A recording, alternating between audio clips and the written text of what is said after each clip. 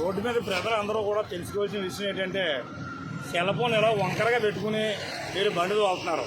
ఇలా బండి తోలటం వల్ల మీరు పెట్టుకోవడం వల్ల ఎదర మనుషులు గుద్దేస్తారు. తర్వాత గుద్దేసిన తర్వాత మీరు పక్కకి వెళ్తారో వాళ్ళు వెనకాల వాళ్ళు బతుకులు ఏమైపోతాయి, పిల్లలతో ఉన్న వాళ్ళు పరిస్థితి చాలా తప్పు ఉంటుందండి. దాని గురించి పోలీసు వారు కూడా ఒక్కసారి ప్రతి ఒక్కరు కూడా వీళ్ళని కంట్రోల్లో పెట్టాలని మేము కోరుకుంటున్నాం. దాంతో ఏంటంటే ప్రతి ఒక్కరూ కూడా తెలుసుకోవాల్సిన విషయం ఏంటంటే మనం బయటకు వచ్చేదేవుడు మన ఇంటికాడ బాధ్యతలు ఎన్ని ఉన్నాయో అది తెలుసుకుని సెల్ ఫోన్ ఇలా వంకరగా పెట్టుకుని ఇలా మాట్లాడితే అది పెద్ద ఇది కాదు.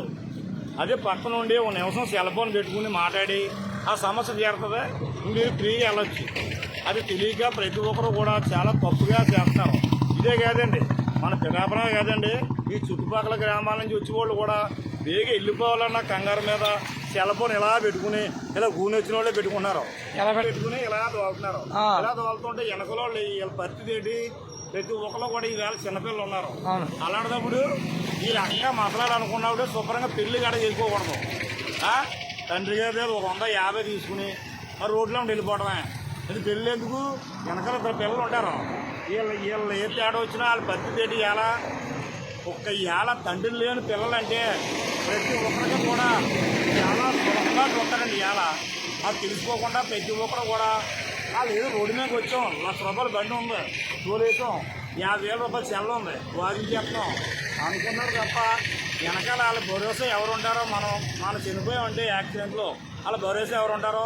నువ్వు చనిపోతే పోతుందా, ఇంకో నలుగురు గుద్దేస్తావు. ఇలా పరిస్థితి ఏంటి? ఇది పవన్ కళ్యాణ్ గారి నియోజకవర్గం.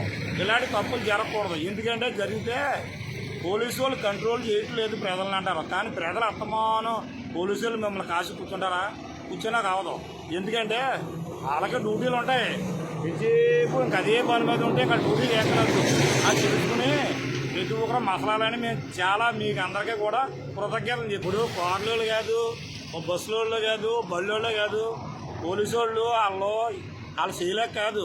ఎందుకంటే చూసి చూడనట్టు చేస్తున్నారు. వాళ్ళు చూసి చూడనట్టు అయితే వాళ్ళు చేతకంటాను అనుకోవడం మన తప్పు. ఎందుకంటే కళ్యాణ్ గారి నియోజకవర్గంలో ప్రతి ఊరి మీద కేసులు రాజేస్తే ఏమైపోతారో అన్న దాని మీద ఆలోచిస్తున్నారు. అది ఆలోచనలో మీరు పట్టించుకోవట్లేదు.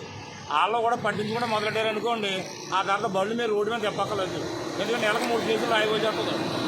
మీరు ఇప్పటికన్నా ప్రతి ఒక్కరు పెట్టుకోవాల్సిన విషయం ఏంటంటే ఒళ్ళు బ్యాగ్ పెట్టుకుని ఇక్కడ మన కుటుంబాలు ఉన్నాయి, ఆ కుటుంబాలు ఏమైపోతాయి అన్నది మాత్రం కాన్సెప్ట్ పెట్టుకుంటే మాత్రం మీకు చాలా మంచిది. రాబోయే రోజుల్లో కూడా ఏ యాక్సిడెంట్లు కానీ ఈ నియోజకవర్గం మీద ప్రతి ఒక్కరు కూడా దుమ్మెత్తు పోసి విధానంగా మీరు మసలకూడదు.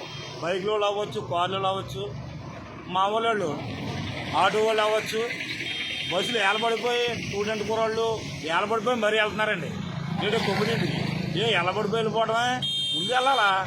ముందు వెళితే మీ గురించి మీ తల్లిదండ్రులు ఎన్నో కష్టపడి బ్యాగులు కొని, మీ బుక్కులు కొని, మీ సెల్ ఫోన్ కొని వాళ్ళు మిమ్మల్ని రోడ్డు మీద వదులుతున్నారు. వదిలితే మీరేం తిరగమంటున్నారా? మీరు వాళ్ళకి కష్టపడి చదివి డబ్బులు సంపాదించి మీకు చదివించినందుకు వాళ్ళకు న్యాయం చేశారనుకో మీ జన్మకు ఒక విముక్తి అవుతుంది. లేదనుకో దేనికి పనిచేయరు. ఇదే పద్ధతి రేపు పొద్దున మీకు పుట్టిన పిల్లలకు కూడా వస్తుంది.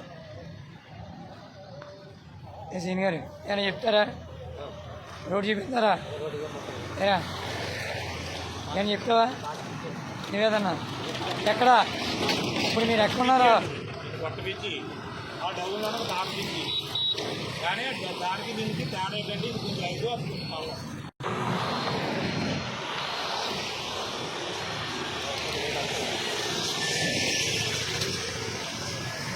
చెప్పండి.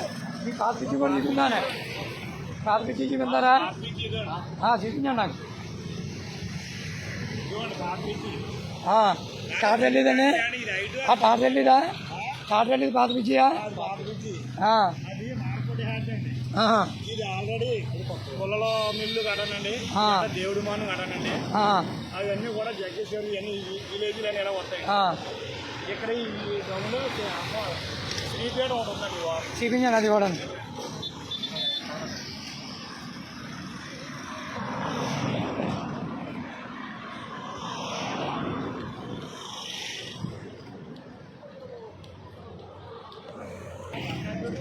ఉందండి.